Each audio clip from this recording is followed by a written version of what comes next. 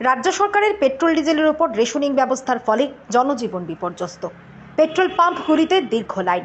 জানা গেছে, বৃষ্টির ফলে আসামে ধস ভেঙে পড়ে জাতীয় সড়ক সহ রেল যোগাযোগ ব্যবস্থা মুখ থুবড়ে পড়েছে, যার ফলে রাজ্যে পৌঁছাতে পারছে না জ্বালানি তেলের ট্যাঙ্কার, যার ফলস্বরূপ রাজ্যে জ্বালানি তেলের সংকট দেখা দিয়েছে।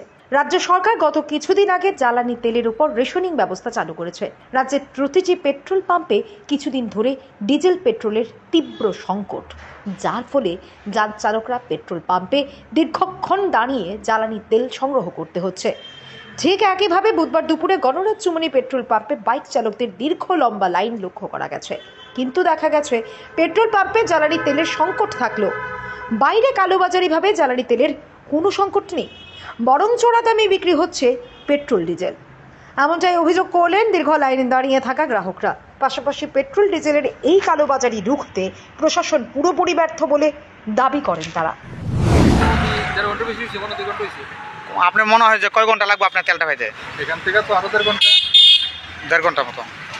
কি বলবেন, আজকে এত বড় একটা লাইন, আবার রাজ্য সরকার থেকে বা অফিস থেকে বলা হচ্ছে যে তেলের একটা বেশি সংকট নেই, কি বলবেন এটা? আমাকে তো দেখেন গত পরশু দিনে বললো, কিন্তু হ্যাঁ, যে নাকি গত পরশু দিন আরো 2 দিন আগে বললো যে তারপর দিন নাকি অ্যাভেলেবেল হয়ে যাবে। আচ্ছা, কিন্তু দেখেন আজকে 4 দিন তো হয়ে যাচ্ছে, কি বলবো দেখেন। লাইনটা কিরকম আছে এখানে? আমার তো মনে হচ্ছে স্কুল প্রস্তুত চলে গেছে মনে হচ্ছে, ক্ষুদিরাম স্কুল। কতটি বাইক হবে মনে হয় লাইনে?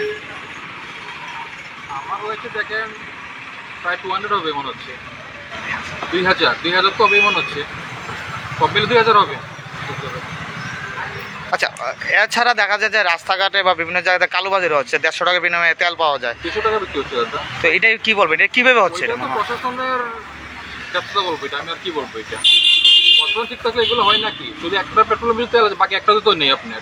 আচ্ছা, হ্যাঁ, তো এখন 5টা পেট্রোল পাম্পে দিলে তো লাইনটা থাকে না। আপনি 4 দিন ধরে প্রশাসন কি করছে? 1 সপ্তাহ তো হয়ে যাচ্ছে এই লাইনটা না। প্রশাসনের কি বলবো, এটা ব্যর্থতা কি বলবো? তো কালোবাজারে যেটা আছে এটা রোগ থেকে প্রশাসন ব্যর্থ হতে হলে বলতে হবে। 100বার ব্যর্থ বলবো এটা আমি।